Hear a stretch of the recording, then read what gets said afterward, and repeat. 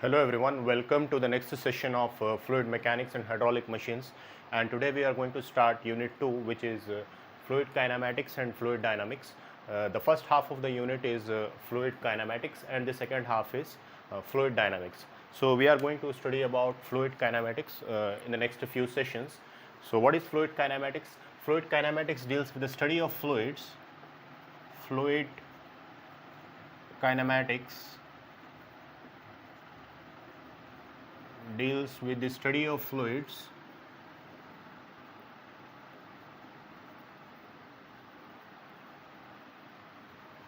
in motion without considering the forces causing motion.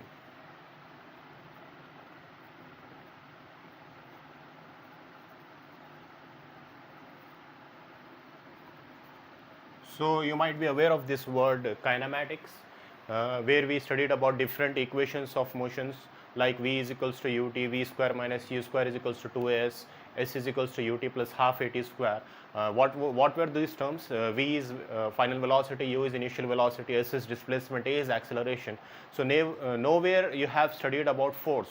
We are only studying the motion but not the forces which is causing motion. So fluid kinematics deals with the study of fluids without considering forces, whereas fluid dynamics deals with the study of fluids in motion considering the forces which is causing motion. So the first topic in fluid kinematics is the types of fluid flows, types or classification of fluid flows.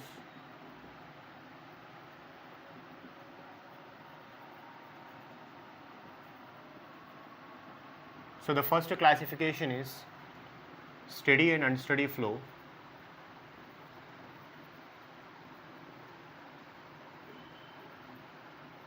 The second one is uniform and non-uniform flow.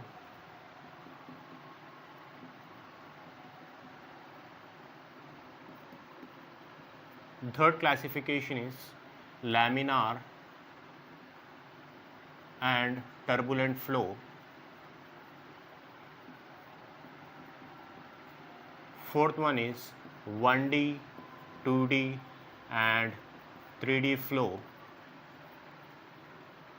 Fifth one is compressible and incompressible flow. The next one is rotational and irrotational flow.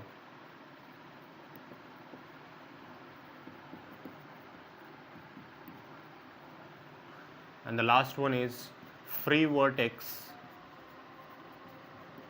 and forced vortex flow. So these are the different types of the classification of fluid flows, and this is a very important question which has been asked a number of times in the final exam. So this is types or classification of fluid flows. We have got 7 types of classification of fluid flows: steady and unsteady flow, uniform and non-uniform flow, laminar and turbulent flow, 1D, 2D and 3D flows, compressible and incompressible flow, rotational, irrotational flow, free vortex and forced vortex flow. So we are going to study one by one. What is a steady and unsteady flow? When do we say something is steady? If we say something is steady, means it does not change with time to time, it remains constant every time, whereas unsteady means it changes from time to time. So a steady flow is a type of fluid flow in which steady flow, so we are studying the first type, steady and unsteady flow. Steady flow is a flow, type of flow in which fluid characteristics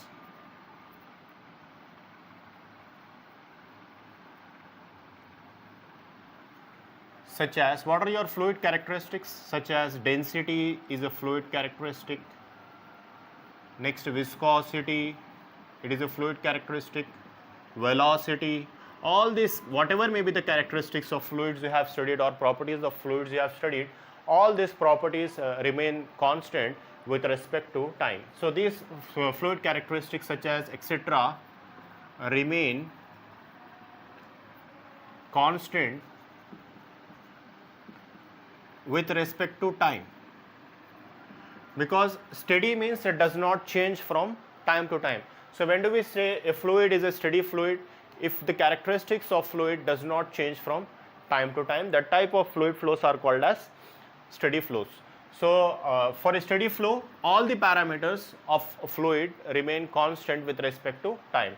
So all the parameters of fluid, all parameters of fluid is constant with respect to time, whatever may be the parameter. So when I say something is constant with respect to time, so what will happen if I differentiate that thing with respect to time? It will become 0, because every parameter is constant with respect to time. So differentiation of constant with respect to time will become 0, because parameters are constant with respect to time for a steady flow.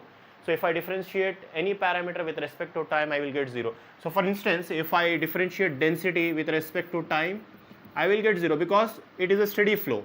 Had it been an unsteady flow, we will not get equal to 0, because it varies with respect to time. For steady flow, density is constant, anything is constant with respect to time. So dou by dou t of anything is equals to 0 you will get if it is a steady flow. So dou rho by dou t is 0, dou v by dou t is 0, dou mu by dou t is 0. Anything, differentiation of anything with respect to time will become 0 if it is a steady flow, because for steady flow all the parameters remain constant with respect to time. So this is how you have to define when it has been asked in the final exam. So differentiation of any parameter with respect to time will become 0. Then what is unsteady flow? Unsteady means which changes from time to time. So it is a type of flow in which fluid characteristics such as density, velocity, viscosity change or varies with respect to time. That's how we define unsteady flow. It changes or it varies with respect to time.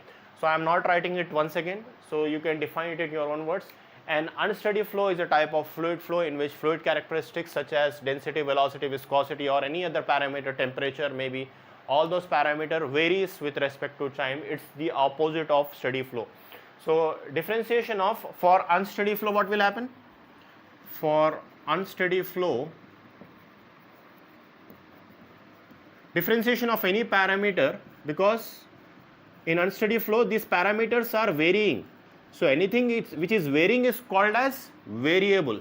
So this you will not get 0. Anything which varies is called as variable. So differentiation of variable is never a 0 and differentiation of constant is always a 0.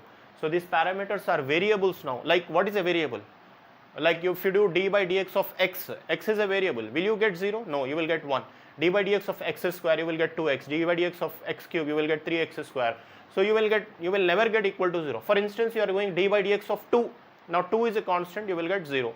So that thing is called as unsteady flow, and in unsteady flow your parameters are variables, not constants. So in that type of flow you will not get equal to 0. So d by dx of any parameter is not equal to 0 for unsteady flow. Like we can say, we can give someone examples. This is not equal to 0. This is not equal to 0. All these parameters, you do d by dt of anything, you will get not. So the next type of flow is uniform and non-uniform flow. A uniform flow is a type of flow in which velocity is constant. It does not change from location to location. A non-uniform flow means it is a type of flow in which velocity changes or it varies from location to location. One example of uniform flow is fluid flowing through a pipe of uniform diameter. Fluid flowing through a pipe of uniform diameter, that's an example of uniform flow. And non-uniform flow is fluid flowing through a pipe of non-uniform diameter. One best example for this understanding this type of flow is, for example, if you might have washed your vehicles. When you washed your vehicles, what you do, you press the upper portion of pipe. So what will happen in that case? The velocity of water which is coming out of pipe will increase. So you want an increase of velocity. So what you are doing, you are pressing the upper portion of pipe, so you are decreasing the diameter of that pipe there. So the velocity is changing from one location to another location. So that's an example of non-uniform flow. And when this liquid is flowing through a pipe of uniform diameter, then the velocity will remain constant, and that's an example of uniform flow. So I will write down this here.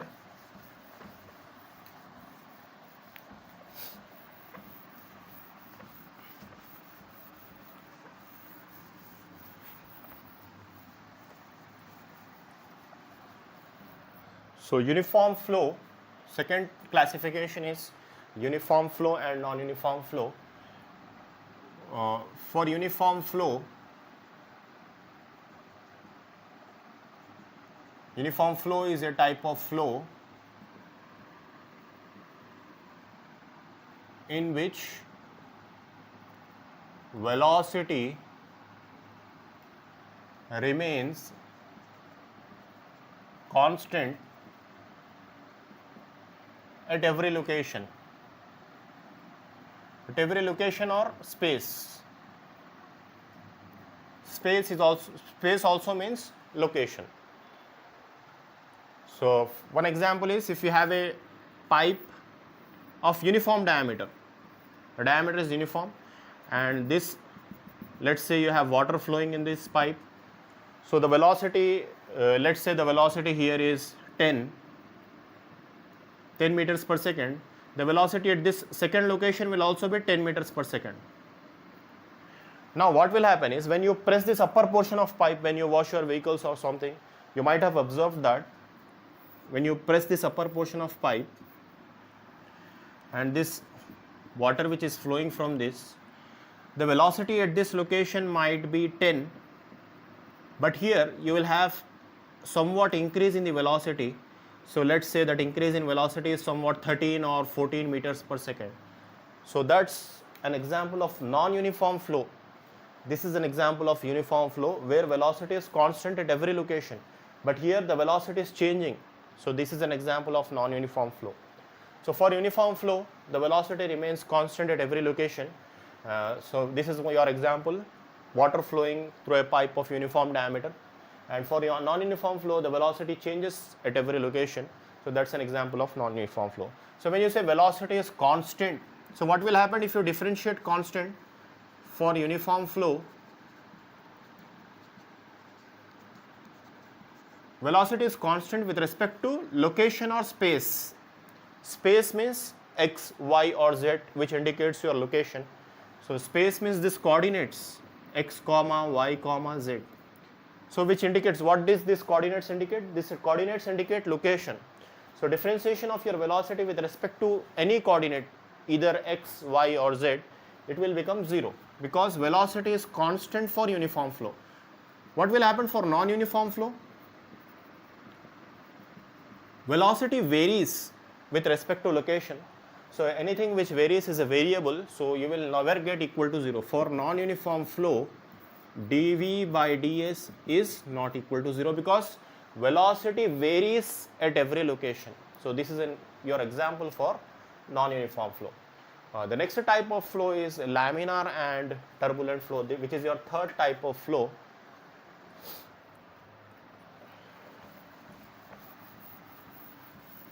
So these notes are available in the PDF which I have forwarded in the WhatsApp group. Please go through the notes. The next type of flow is laminar flow and turbulent flow. So laminar flow is a type of flow in which fluid particles flow along well-defined straight lines or streamlines. So laminar flow is a type of flow in which fluid flows in straight lines or streamlines. So let's take this example. You have a pipe. From this pipe, your liquid is flowing in well-defined straight lines. It is not moving in a zigzag way. So that type of flow is called as laminar flow. Whereas in turbulent flow, this fluid which is flowing inside this pipe will be flowing in a disturbed way, in a zigzag way. So this type of flow is called as turbulent flow. Generally this type of flows are classified by a dimensionless number called as Reynolds number, with the help of which we classify this type of classification. Reynolds number, the general formula of Reynolds number is rho VD by mu. We are going to study about this Reynolds number in the coming topics. So if we have for closed flows, if we have Reynolds number less than 2000, it is called as laminar flow. And if we have Reynolds number greater than 4000, it is called as turbulent flow. And if it is in between 2000 to 4000, it is called as transition flow. We are going to study about this Reynolds number, which will help us in determining this type of flow, whether the flow is laminar flow or turbulent flow. Okay, so laminar flow is a type of flow in which fluid flow in a straight line, and turbulent flow is a type of flow in which fluid move in a zigzag way. So this type of flows are classified with the help of a dimensionless number called as Reynolds number. That's sufficient for right now, and we are going to study in detail about this Reynolds number in the coming topics. Next is one-dimensional, two-dimensional and three-dimensional flows. So what is a one-dimensional flow? Fluid flowing, or a fluid which is a function of only one coordinates out of three coordinates. What are your three coordinates? X, Y and Z coordinates. So if a fluid is flowing only in the X, which has only X component, or in the X direction, if a fluid is flowing only in Y direction, or if the fluid is flowing only in Z direction, that type of fluid is called as one dimensional.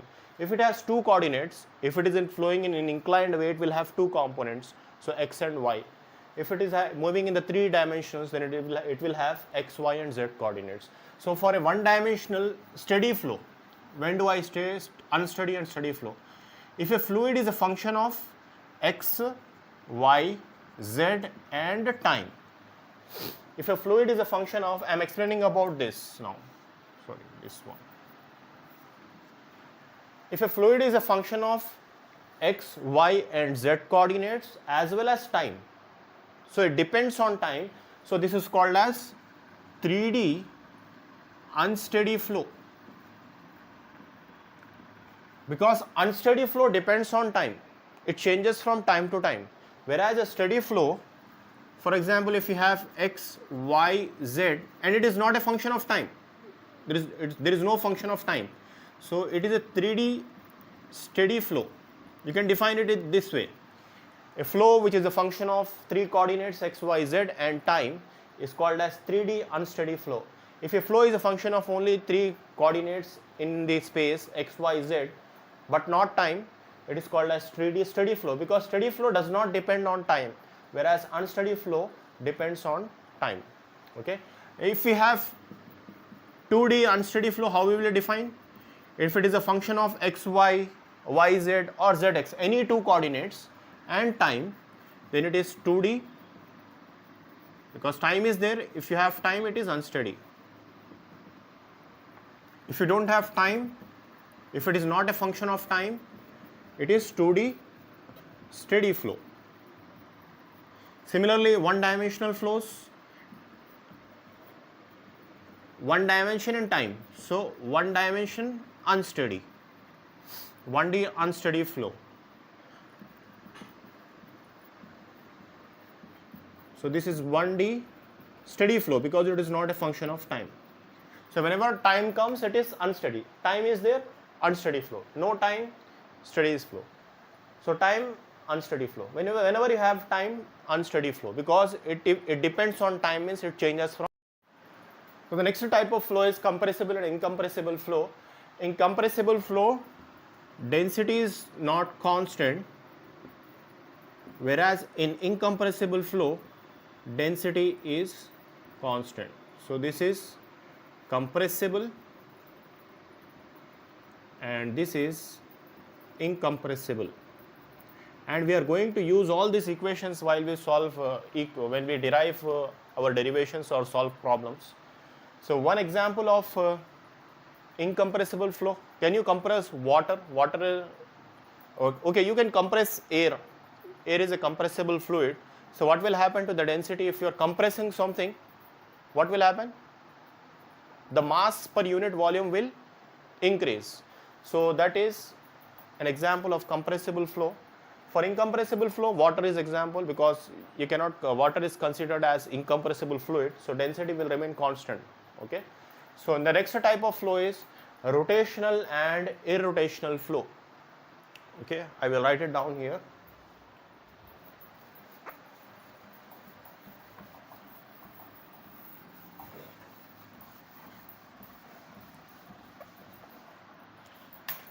Sixth classification is rotational and irrotational flow. Rotational flow is a type of flow in which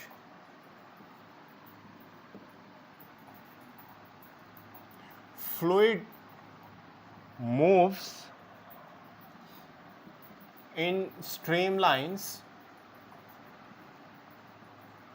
and rotates about its axis.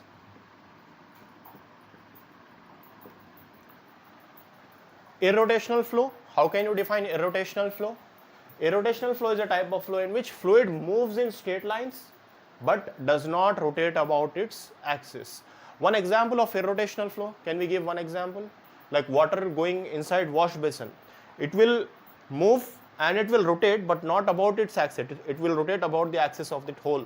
Okay. So that's an example of irrotational flow. So this type, for finding out this irrotational flow, you have a formula omega z 1 by 2 into dou v by dou x minus dou u by dou y should be equal to 0 for rotational flow. Okay, this condition has to be satisfied. Okay, remember this, I will be using these formulas. Next, the last type of classification is free vortex and forced vortex flow. Free vortex flow is a type of flow in which fluid rotates without any aid of any external force, whereas in forced vortex flow you are applying a force to rotate the fluid. Okay, so these are the 7 types of the classification of fluid flows. I have given the notes, please go through the notes, you will be able to understand in an easy way. So that's the reason I have explained this. So the next topic is continuity equation.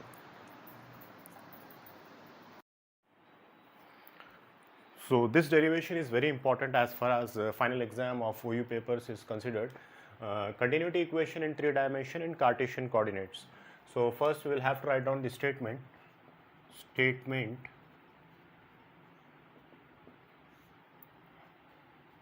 It states that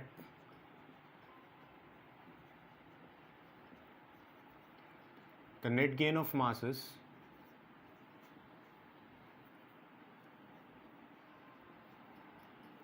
from all directions in a fluid element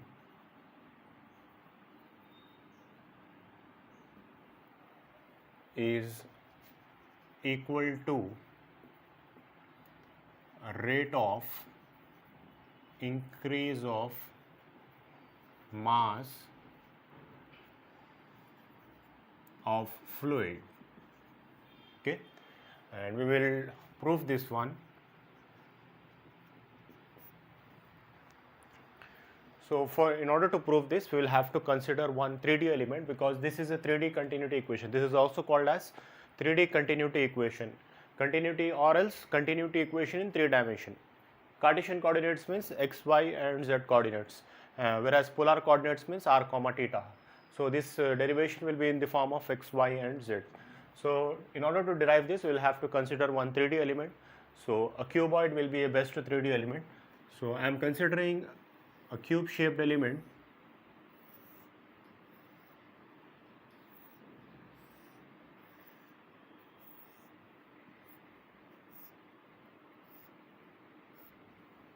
So since this is a 3D element, it will have 3 dimensions.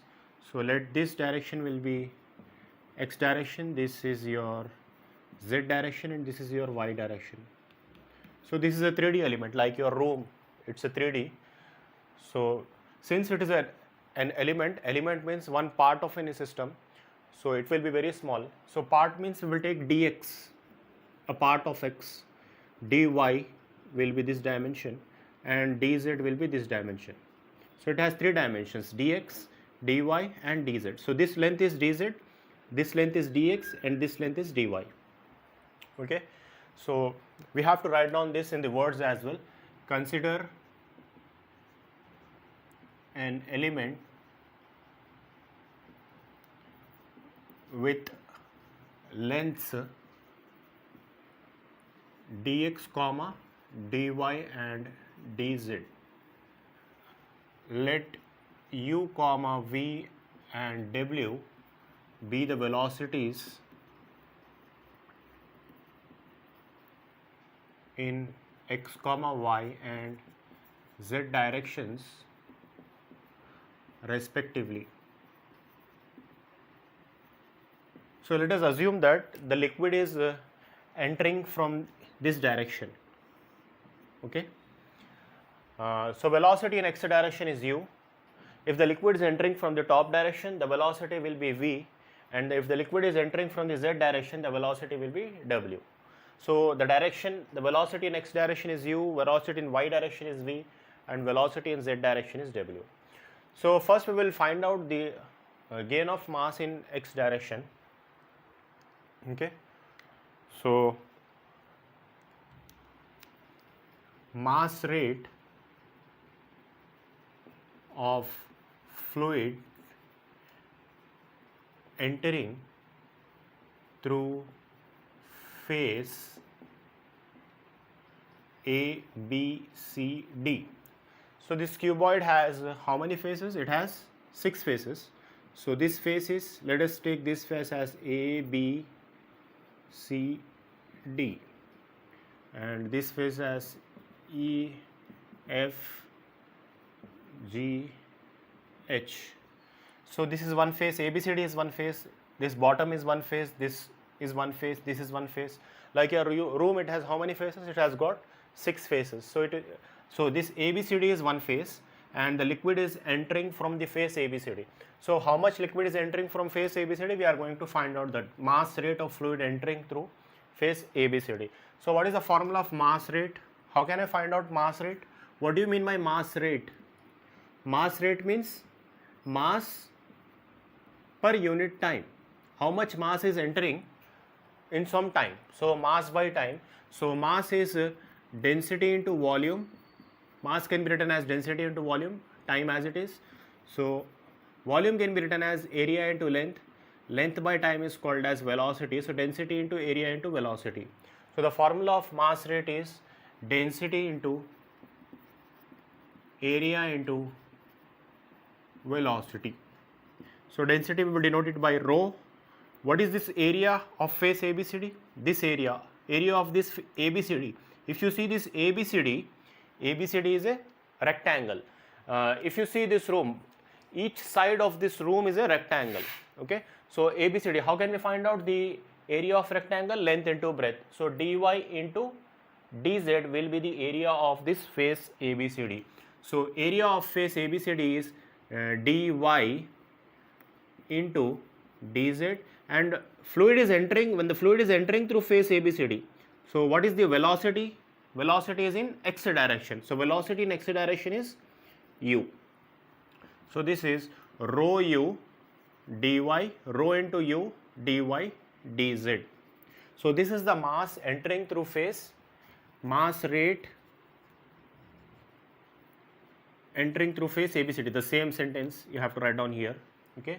Now what is the mass leaving? So whatever the mass that is entering from here, and what is the mass leaving through face this EFGH, so that I can determine what is the gain of mass in x direction.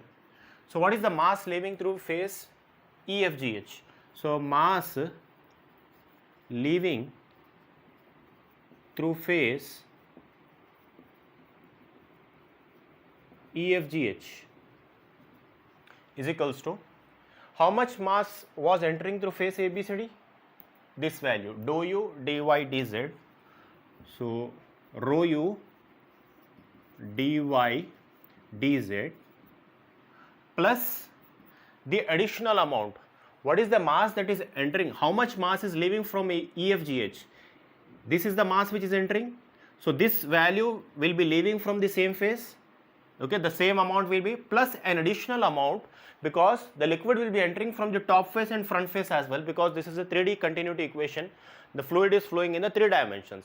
So when the fluid is entering from the phase ABCD, that amount will leave from EFGH, plus an additional amount which will be contributed from the top and the front side will be given by this formula. So d by dx into this value, rho u dy dz into dx. So this additional term indicates that amount which is entering from the top phase and front phase. See how much mass is leaving through EFGH. First, the mass which is entering from ABCD, so that amount is leaving from EFGH, plus this additional term indicates the little bit amount that has been added from the top phase and front phase. So that mass leaving through phase EFGH, and this is the mass entering through phase ABCD. So what is the gain in x direction?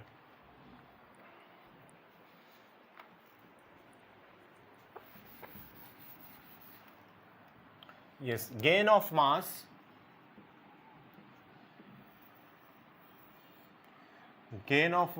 in x direction. What is gain? Okay, incoming value minus the outgoing value. So what is the gain of mass in x direction? Mass entering through phase EFGH, ABCD, minus mass leaving. Entering minus leaving, incoming value minus the outgoing value. So mass entering through phase ABCD minus mass leaving through phase EFGH. Okay, what is the mass entering through phase ABCD? We have got rho u dy dz. So is equals to rho u dy dz minus, as it is here, what is the mass leaving through phase EFGH? So this term, complete term, so rho u dy dz plus d by dx, so plus dou by dou x, dou by dou x, please correct this one, this is dou by dou x, so dou by dou x plus into rho u dy dz into dx. So I can write this as dx dy dz. So if I open this bracket, this minus will be multiplied. So rho u dy dz minus rho u dy dz minus into plus minus. So minus dou by dou x into rho u dx dy dz. So this plus and this minus gets cancelled. So what is the gain of mass in x direction? So gain of mass in x direction is equals to this value, minus dou by dou x into rho u dx dy dz. So once you find out the gain of mass in x direction, you can write down similarly gain of mass in y direction and gain of mass in z direction. So similarly, gain of mass in y direction, so in place of x you put y and in place of u you put v, because velocity in y direction is v and velocity in x direction is u. So minus dou by dou y into rho v dx dy dz, and gain of mass in z direction will be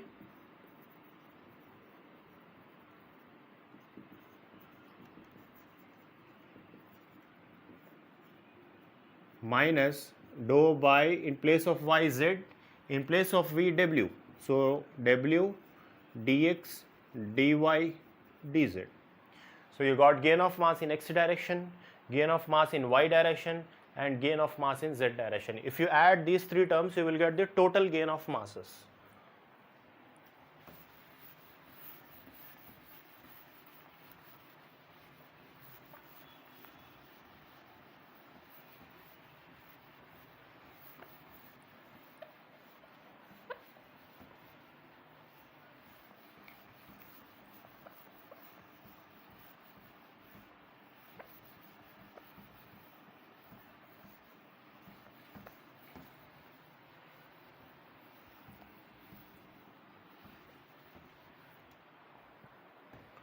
So net gain of masses or total gain of masses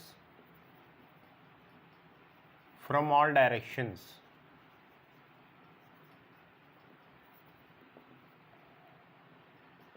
is equals to gain of mass in x direction plus gain of mass in y direction plus gain of mass in z direction. So I have to write down here gain of mass in x direction plus gain of mass in y direction plus gain of mass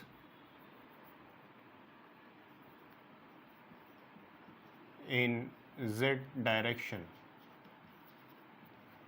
So we got gain of mass in x direction value, which is this value, is equals to minus dou by dou x into rho u dx dy dz. Gain of mass in y direction, we got this value minus dou by dou y into rho v dx dy dz. Gain of mass in z direction, we got value which is minus dou by dou z into rho w dx dy dz. So minus is common in all the terms, so I can take minus common here. So minus is common, dou by dou x into rho u, dx dy dz is also common, so I can write down here dou by dou y into rho v plus dou by dou z into rho w. Dx dy dz is common in all the terms, so dx into dy into dz. So this is the net gain of masses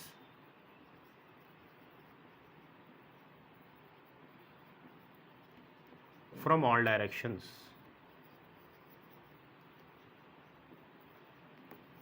As what is the statement?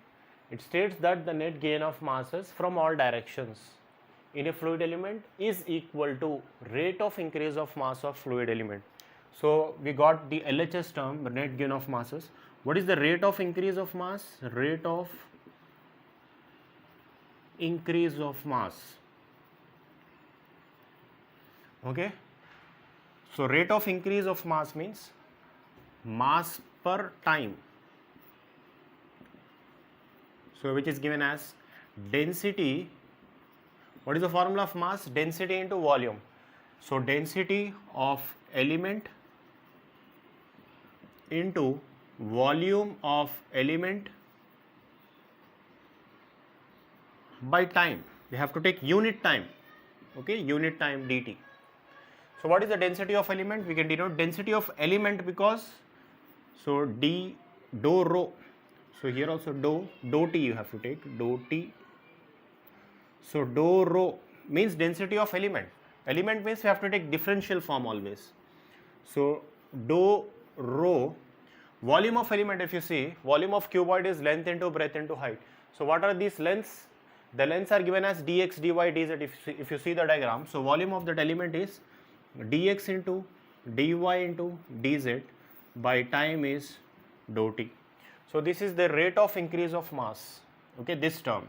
So from statement, net gain of masses is equals to rate of increase of mass. So you have to equate this term and this term, equation 1 and equation 2. Okay, you have to equate those two terms. So what we will get? So equation 1 is equals to equation 2 as per the statement. So equation 1 is this term minus dou by dou x into rho u plus dou by dou y into rho v plus dou by dou z into rho w is equals to, this is my equation 2, which is dou rho by dou t into dx into dy into dz. Okay, for this also we have dx dy dz common, forgot to mention that.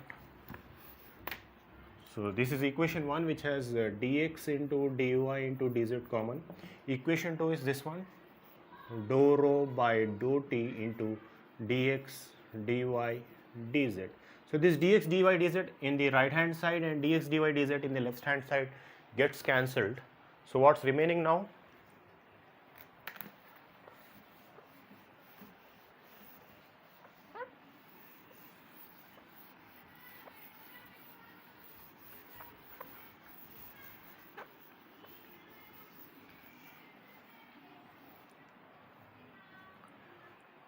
So this is minus, if I take it to the right side it will become plus. So what's remaining? Dou rho by dou t plus, since it is minus I am taking it to the right side, it will become plus. So dou by dou x into rho u plus dou by dou y into rho v plus dou by dou z into rho w is equals to 0. Okay. Now for steady flow what will happen? For steady flow, I told you differentiation of anything with respect to time will become 0 as per the definition of steady flow, because steady means it will remain constant with respect to time, and you differentiate constant with respect to time, you will get 0. So we have only one dou by dou t term. So this dou by dou t term will become 0 because we are assuming steady flow. Okay, and for uniform flow what will happen? For incompressible flow what will happen? Incompressible flow, density is constant.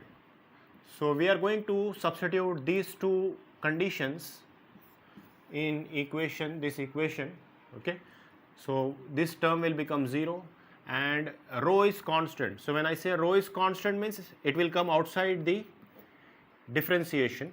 So we have rho into dou u by dou x plus rho into dou v by dou y plus rho into dou w by dou z. Because rho is constant for incompressible flow, I can take rho outside the differentiation, and this has become 0 because steady flow. Now I can take rho common from this, so dou u by dou x plus dou v by dou y plus dou w by dou z is equals to 0. So I can set rho to the right side. So dou u by dou x plus dou v by dou y plus dou w by dou z is equals to 0. This is called as 3D continuity equation.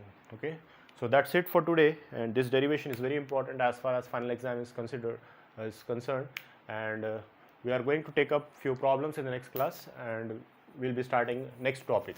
Okay, that's it for today. Thank you.